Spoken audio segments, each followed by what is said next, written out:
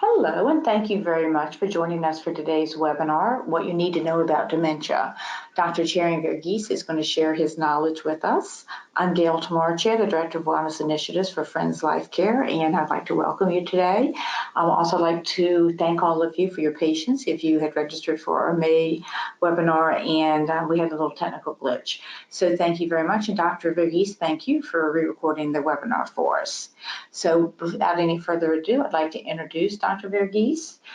He is a Principal Investigator at Keystone Clinical Studies in Norristown and an Assistant Professor of Psychiatry at Temple University. His background is in academic psychiatric research, and he's a key opinion leader in the field of drug development for psychiatric disorders and novel psychiatric medications. So we are very interested in what you have to say, Dr. Verghese. Thank you very much for joining us today. Thank you, Gail. It's indeed a pleasure and privilege to be here today and to speak to your members. I have met many of them and the staff at Friends Life Care, and I'm just impressed at the level of knowledge and commitment to this process. So I usually, when I'm talking to a live audience, start with the question, how does the word Alzheimer's disease or dementia make you feel? Of course, you can't have a psychiatrist not ask that question, right? But jokes aside, usually the answer is fear, dread, and some kind of negative feeling. And the reasons for that is because folks know that having Alzheimer's disease or some other form of dementia is a slow downward progression, and that there is indeed nothing we can do. We are helpless in the face of this really terrible disease. A friend of mine who's worked in the field once remarked, in Alzheimer's disease, you die twice. First your mind goes and then the body. Personally, I have looked after my mother who had Alzheimer's disease, and so I know this both as a family caregiver and as a scientific physician. So let's dive into this. So we're going to cover some general topics. First of all, folks often confuse dementia and Alzheimer's disease. Some people, including one of my newer staff members, call it old-timers disease. It's really Alzheimer's disease after Alois Alzheimer, a great German psychiatrist and neuroscientist. So we're going to look at the difference between what is dementia and what is Alzheimer's disease, what is normal aging and what is mild cognitive impairment, which is the first stage of Alzheimer's disease. We'll touch a little bit on the prevalence and cost of Alzheimer's disease, the brain changes that take place in MCI and Alzheimer's disease, where we are with the current medicines we've had so far, and the medications that are in clinical trials at this time. And so a lot of folks, including physicians, confuse dementia and Alzheimer's disease. Dementia is not a disease. It's just a general term for brain failure. Just like you have heart failure that can be caused by many diseases, you have brain failure, which is dementia, that can be caused by many diseases. Alzheimer's disease is the commonest cause of dementia in the elderly. Other causes of dementia could be what are called mini strokes or vascular disease, Parkinson's disease. HIV can cause dementia. Football players who have repeated head injuries can have dementia. It just means that the brain has taken enough damage to result in a loss of independence. So what is normal aging? As we get older, our speed of processing goes down. And I often tell my students, if you have an exam to do it when you're younger than when you're older, because your speed of processing certainly slows down as you get older. It is normal for us to have occasional forgetfulness, usually for names or some abstruse facts. The characteristic of this normal aging is that it is slow and it is non-progressive, i.e. there is no significant downslide or loss of functioning. And one usually remembers the forgotten item later, like who starred in My Fair Lady or something like that, Audrey Hepburn, I think. Anyway, mild cognitive impairment, we'll talk about this a little bit more, is the kind of early stage of Alzheimer's disease, and we'll talk a little bit more about that. Then you have Alzheimer's dementia, which basically is a loss of independent functioning, where the disease affects multiple areas of the brain, not just memory, but language, executive function, or doing things, and so on. So what is mild cognitive impairment? First of all, it's a subjective sense of difficulty and slowness in thinking. Let me give you an example of a couple of people who I have seen. One is a CEO of a company who was able to run his company quite well in spite of having mild cognitive impairment. When he and his wife went on a cruise, that's when he fell apart, because everything in the cruise is new learning, and mild cognitive impairment affects new learning, recent memories. He could run his company because that's something he had done all along. He also had the first item, a subjective sense of difficulty and slowness in thinking, and he made up by having his team take care of a lot of things.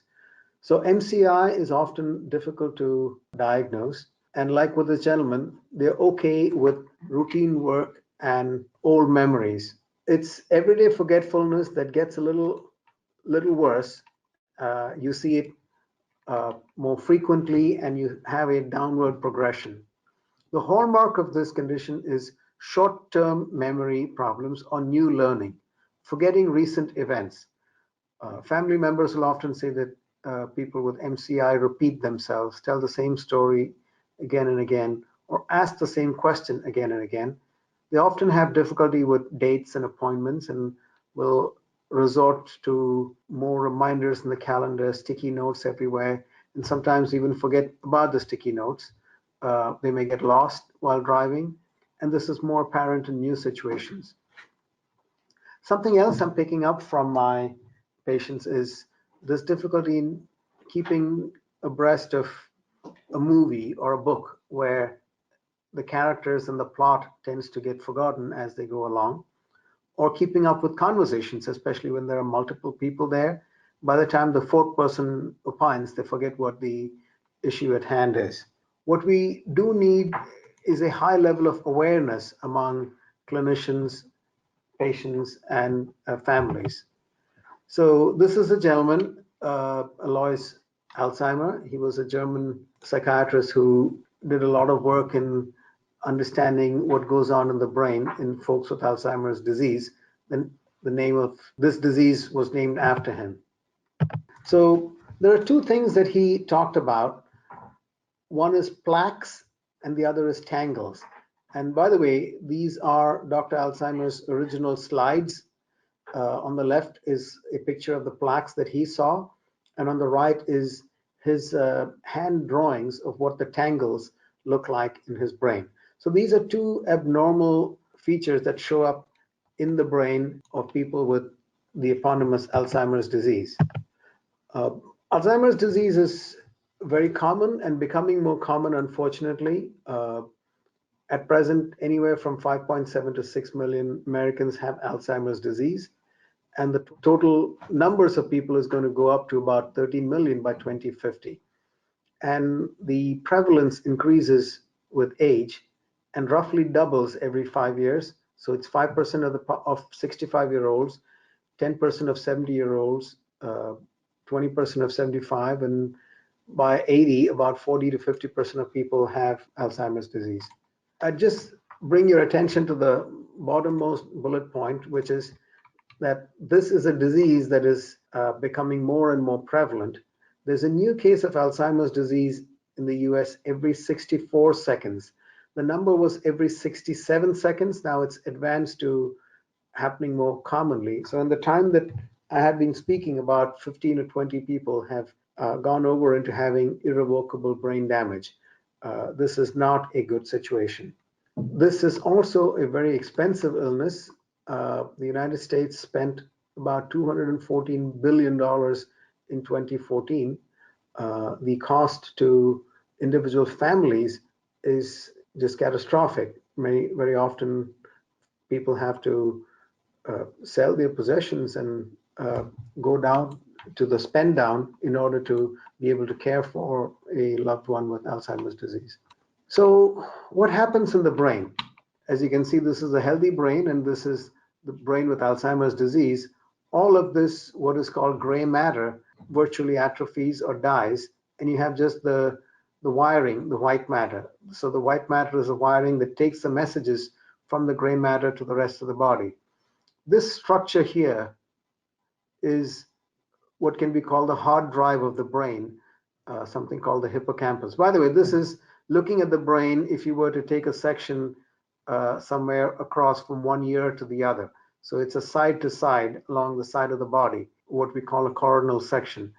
The hippocampus is the hard drive of the brain, and it's almost completely gone on the other side. So this is what we call a gross morphological change, what it looks like on the outside. If you look inside, this is one cell, this is the other cell, and this is the wall of the cell. This ugly stuff here is the amyloid plaque. Plaque is just a term for bad protein that should not be there. You can have plaque in your teeth and a different kind of plaque in your arteries, in your coronaries, and that's what causes the heart attacks. This is a different kind of protein that collects in the brain. It is formed from this normal part of the brain, which is called amyloid precursor protein, or APP. And this is a graphic representation of what it looks like. This is a protein that goes from inside the cell to the outside of the cell and helps connect these little buttons at the end of each nerve fiber. So it's called a transmembrane protein. It helps to create new memories by helping these guys connect with each other. So clearly, if there's something wrong over here, it would interfere with the process of creating new memories, which is what short-term memory loss is about. Why does this form? There is a normal protein called beta secretase, which cuts this protein and creates an abnormal segment called beta amyloid. This amyloid collects in between. I liken it to dog hair collecting in the house, and forms the plaque. So little fibrils of beta amyloid collect and form the plaque. This is a normal healthy cell with a forest of connections where they talk to each other, and those are the associations we have in our brains. Here's a cell dying, and all the connections are shriveling up with the presence of this amyloid. There's another important change that takes place, which is the formation of the tangles. In this normal nerve cell, this is the fiber that goes and talks to the other part of the brain or the body. There's a little tubule in here where molecules like dopamine or norepinephrine are sent down like a chute. This tubule, called a microtubule, starts to break down because of the presence of the amyloid outside. The amyloid outside changes the electrostatic properties of this microtubule clips, and that is called tau, T-A-U protein. So the microtubule loses the clips that hold it together, and it collapses, and those things form the tangles. So the first process is the formation of the amyloid plaque, and the plaque causes the formation of the tangle, and the tangle results in the death of the nerve cell. This is a complex slide, I apologize, but there are two ways you can get Alzheimer's disease. In the earlier form, which is below 65, it's because of excessive production of amyloid, and in the later form, which is when it appears after 65 years of age, it is because the amyloid is not being cleared out quickly enough. Normally, there is a certain amount of amyloid that is formed, and there are enzymes in the brain that can help clear it up. But it is felt that in some folks, the clean out crew is not good enough or fast enough in the non-dominant form. Either way, both of them end up in causing dementia because of the accumulation of these fibrils and then the death of the nerve through the formation of the tangles. So again, plaques cause the tangles to form. Tangles kill the nerve cell. Here's something that was published recently in a leading journal called Neuron. Dr. Sperling, Reza Sperling from Harvard, is one of the foremost researchers in this area. Let me backtrack a bit. We have learned more about this disease in the last 10 years than in the 100 years before that. Dr. Alzheimer described the condition in about 1907. For a long time, it has been believed that there is no way to diagnose Alzheimer's disease in intact people, and it can only be diagnosed definitively on autopsy. That is not the case anymore. We have tests that can be administered to detect the presence of beta amyloid in the brain.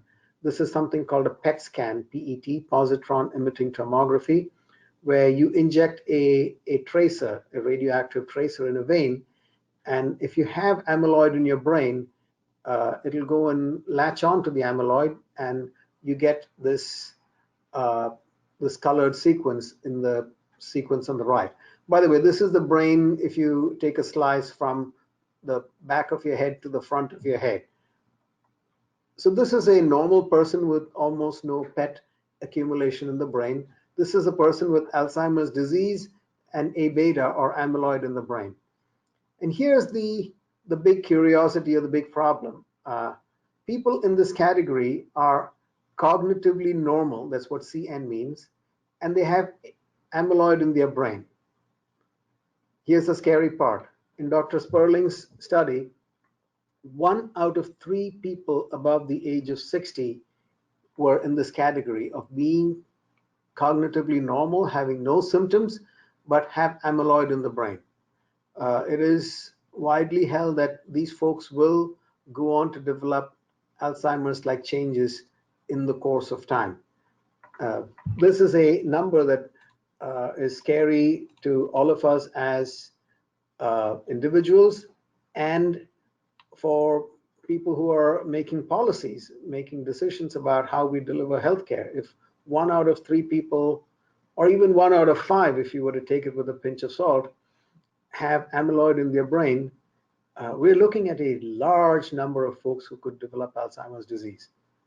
So just to summarize before we go to the next section, most of the evidence today points to beta amyloid as the driver of Alzheimer's pathology, overproduction in some cases, but in the vast majority of people, a slow clearance, especially in the later onset folks.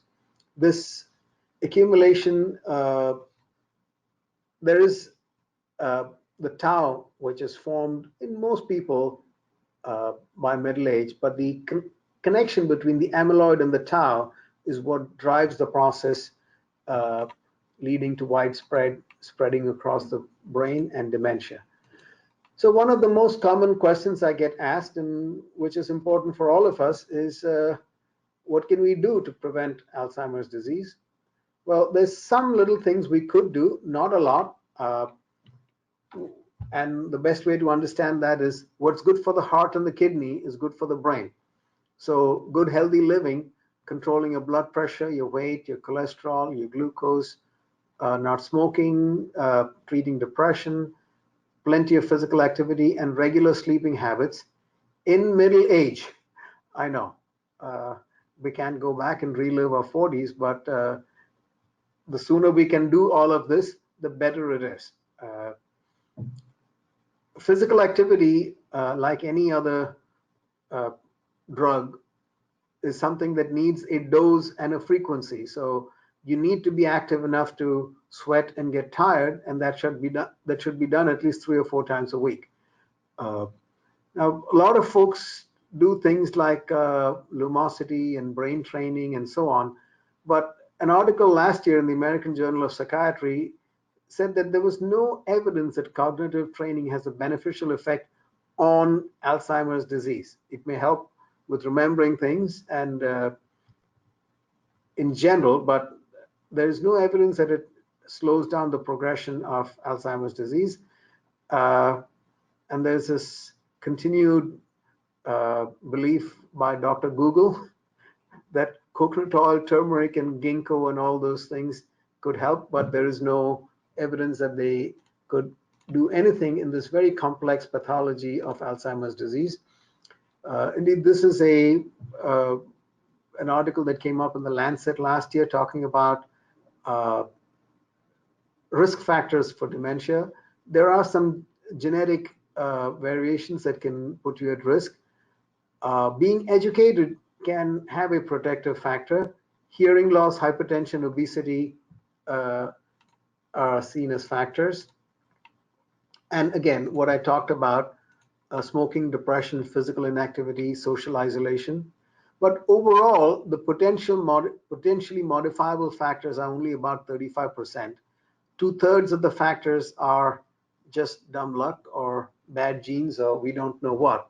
So, and even that, the modifiable factors have only a limited ability to do that.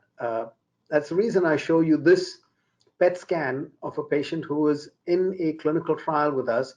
He is a perfect specimen of humanity. His heart rate and blood pressure and ability to run and hike is probably 10 times what I have. He's a perfect specimen of health, very high level educated guy. And this is his PET scan, which shows widespread amyloid pathology in his brain, and that's the reason he's in a study. Now, one could argue that if he didn't do all of these things, he may have manifested in his 60s instead of in his 70s, which is where he is now. So these things can help maybe delay it, but if you have the genes for it, it's going to happen, is the feeling we have. Here's a very important study that was published in Lancet Neurology about 8 years ago, and it talks about the time scale of these events. This is when the amyloid starts to accumulate. This is when the tangles start to form. This is where you have memory problems. It can be 10 to 15 years from the formation of the amyloid to the manifestation of short-term memory problems. And this is when you have dementia. There are two takeaways from it. One, that those 1 out of 3 people that Dr. Risa Sperling talked about, folks above 60 with amyloid in their brain, in the next 10 to 15 years, they could all be getting close to Alzheimer's, dementia, or mild cognitive impairment. 2, this is my personal takeaway, that by the time you have mild cognitive impairment symptoms, this process has been going on for a long time. So at this point, you have very little time to get anything done. It's really a signal for action. If you or someone you know has mild cognitive impairment like symptoms, forgetfulness, for short-term events, and so on, let's do something about it. So what about the medicines we have today? Most of the drugs we have today have no disease-modifying effect, i.e., they have no ability to prevent the downslide from short-term memory problems into dementia. And that is what is shown here, that the proposed downslide, or the model for the downslide. These current medicines just improve symptoms for a little bit, and then people go downhill anyway. This is what we call symptomatic treatment. It's like taking NyQuil for a cold. It doesn't kill the virus, but helps you feel a bit better. We're looking for what are called disease-modifying agents that can change the trajectory of the illness, prevent the downslide into dementia. So current and future trials, we have had many disappointments in the field. There's over 250 medications that have failed in scientific clinical trials. The way, when you think about prevention, primary prevention is a healthy lifestyle and all the things I talked about. People are thinking about the possibility of immunization against amyloid. So you help the body create antibodies to the amyloid, like maybe getting a smallpox immunization or shingles vaccination. Secondary prevention is when it's already happened. Now we're looking at this group of medicines called BACE inhibitors. This is beta secretase inhibitors. If you remember when I showed you the slide about the amyloid plaque and the amyloid precursor protein, we talked about an enzyme that cuts that APP and forms a small toxic proteins. This is a group of drugs that would potentially block that enzyme and prevent it from making that cut. We're also looking at maybe removing the amyloid from the brain using antibodies to the amyloid, and even looking at ways to work on tau, which is the tangles. This is a very exciting graph. I know it's busy and looks very, in quotes, scientific. This is about a new medicine that we're working with. My site is working with it. It's got a clunky name, elenbecestat, and these data were presented at the Clinical Trials for Alzheimer's Disease meeting in San Diego 2016. So what does it show? It shows the effect of elenbecestat on reducing the amount of amyloid in the spinal fluid. The spinal fluid is what comes down from the brain. So it's looking at how much this drug can reduce it at different doses. At 0 milligrams, it has no effect, of course. So you're looking at about 100 nanograms, I believe, of amyloid. At 50 milligrams, which is this dose, it brings the level down by almost 70%. So this is just a proof of concept study showing that in a whole range of people, healthy adults, people with Alzheimer's disease, and early phase 2 studies, this 50 milligram dose was able to bring down this level of amyloid in the spinal fluid, i.e. the brain, by about 70%. And that's what led to this phase 3 clinical trial that we and about 300 other centers around the world are participating in. I apologize for is there any way to zoom into this? I apologize for the small print, but this is a press release that this company Eisai put out just recently on the 5th of June. What it showed was this drug was able to reduce the amount of amyloid in the brain measured by amyloid PET. So people in an earlier stage, phase 2 study, when they studied the amount of amyloid before and after being on elenbecestat, there was a significant clearing out of amyloid from their brains. And along with this, there was a slowing down of deterioration, though the slowing down was not statistically significant in the study, which is not unusual for phase 2 studies.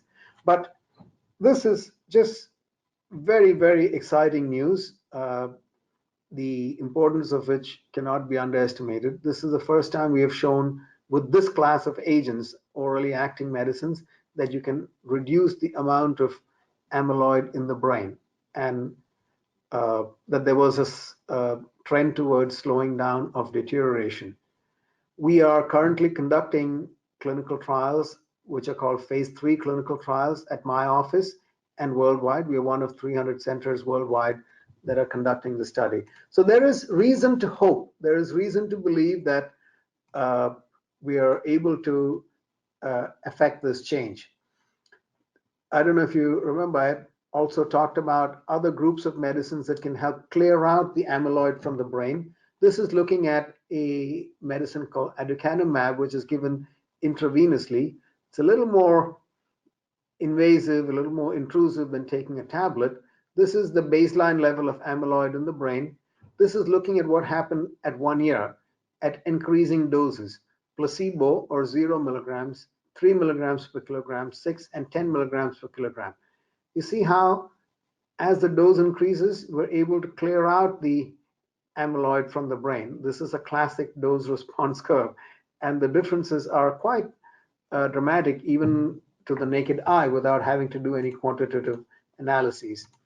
What's also interesting is that in this group of people who were on the higher dose, this is the slide into dementia. So being higher means more people with dementia. So this is placebo to the highest dose. You'll see that at the highest dose, compared to placebo, there's a huge difference in how many people slide down into dementia. So putting the two together, being able to take out the amyloid from the brain and showing a reduced downslide into dementia, this is very exciting. So the message I want to bring today is one of hope, that even though there is a large prevalence of Alzheimer's disease and probably a rising prevalence of Alzheimer's disease, if we can intervene, if we can pick out the earliest stages and intervene at that time, some of these medicines could slow down the slide into dementia. So what are the criteria for people in clinical trials now?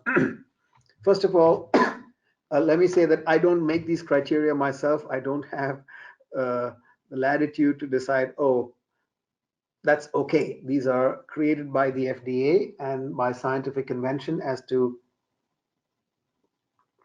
what's the best way to study this condition. So we're looking at people between 50 and 85 included. So you have up to your 86th birthday, folks with a gradual memory decline, a sense of short-term memory problems, typical MCI symptoms of forgetting recent events, repeating stories and questions, functionally intact and independent. They do not meet the criteria for dementia, i.e.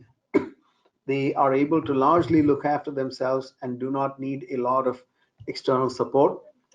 Then we do the PET scanning to see whether they have the amyloid in their brain, and they should be relatively stable medically. So in quotes, outpatient conditions like blood pressure, cholesterol, asthma, diabetes, as long as it's not unstable. Now, this is a decision that I, as the study physician, would make. So if somebody has had cancer in the last year or a major heart attack, that obviously does not qualify as a medical a situation of medical stability. So this is something that's a decision that the study physician would make. Here's a very important thing. The patient or the subject has to have a reliable trial partner, somebody who knows them, who can talk about how they're doing at home and support them through the trial process, who's able to come to the study visits. Okay, so the process at my office or any place, you don't have to come to my office or Keystone Clinical Studies. If you can find a study site near you, please go ahead. But everything at clinical trial sites, to the best of my knowledge, is done to the highest ethical and regulatory standards. There's an ethics committee that looks after the safety of study subjects. That's called the IRB. The subject and the caregiver consent, and this is a process. We call it a consent process because if anything changes in the study, we update them and they continue to agree to be in the study. There are regular visits for safety and efficacy. So we study them medically through the course of this of the trial to see that they are not developing any major side effects. One thing I don't have here is that the first part of any clinical trial is a full high-end diagnostic workup to see if the person has Alzheimer's disease. And I mentioned this in the earlier slide, I guess, that all the blood tests, all the imaging tests, an MRI and the PET scan are all done in order to make sure that this is indeed mild cognitive impairment due to Alzheimer's disease. And then people are followed over the course of the study. So the study physician is like a specialist doctor, and there's close communication with the primary care team. The subject and the trial partner get a small stipend for their time and trouble at each visit. And there's external review. There's another doctor who works with the study sponsor to review all the labs, EKGs, etc., to make sure that there's a second level of safety. And if there's a side effect due to the medicine and it's not paid for by insurance, the medical costs for treating that are borne by the sponsor. So everything is done to try and help make this as safe as possible. Now, we had mentioned memory screening. We now know that the best way to find out whether somebody has mild cognitive impairment or short-term memory problems is by doing memory screening. And this is just like getting your blood pressure screening or blood sugar screening. It's a quick, short 15-minute process where we look to see if you have short-term memory problems. Now, why do we need to do this? Because after folks retire, or even as we get into our 50s and 60s, we develop routines in life, and we're not challenged with new situations. Like the gentleman I talked about, the CEO of the company who was able to look after his company because it was old learning. But when he went to a new place, a cruise ship, that really challenged his memory. And the amyloid affects new learning, which we don't challenge as we get older. And this can sit around for 10 to 15 years. And as I had mentioned, if you have short-term memory problems, there's very little time to intervene before people slide into dementia. When I say little time, I don't mean days and weeks. We're talking about, probably a year or two before things can start moving ahead. So if folks have symptoms that are fairly typical of mild cognitive impairment, do feel free to give us a call at the office, or you can come to the quarterly memory screenings that Friends Life Care and Keystone Clinical Studies are doing. So on the appointed day, we see people with 15-minute slots for each person. We get a brief initial history, and we do a specialized memory test. And then you meet with the physician, that is myself. And if it sounds like you may have possible mild cognitive impairment, we bring you into our office for a more detailed evaluation. This does not make me your doctor. This is not a doctor-patient relationship at this stage, and you would still be in the care of your family doctor. Of course, if you come to our office and sign in for a trial, then that does change things into a doctor-patient relationship. So to summarize, MCI, or mild cognitive impairment, is the earliest stage or earliest sign of possible Alzheimer's disease with short-term memory problems and no other deficits. People are quite intact at the time. Beta amyloid and tau are present in the brains of cognitively normal older people, but once it crosses a threshold, a progressive neurodegenerative illness starts. Controlling your weight, diet, blood pressure, glucose, exercise, and social connectivity may have some protective action. Early diagnosis and treatment of MCI may help to slow down the downward progression. Ongoing clinical trials targeted at amyloid and tau offer hope that we could arrest this process, and participation in clinical trials could help the individual and certainly society at large in the development of new medicines. And memory screening is the first step to identifying whether this clinical trial process would be of benefit. Let me hand you over to Gail, and hopefully we will meet you at memory screenings. Good luck. Thank you very much, Dr. Verghese. That was very, very interesting presentation, and it's very helpful to know that you and others are researching solutions to this huge problem. But as you see on the screen there, if you are interested in a screening right away because you have cause for concern, you can call Dr. Verghese at call his clinic at 610-277-8073. Otherwise, we will be sending quarterly emails letting you know where the memory screenings will be occurring in your area. So please join us for memory screening, and please join us for future Vigor Wellness webinars. Have a great day.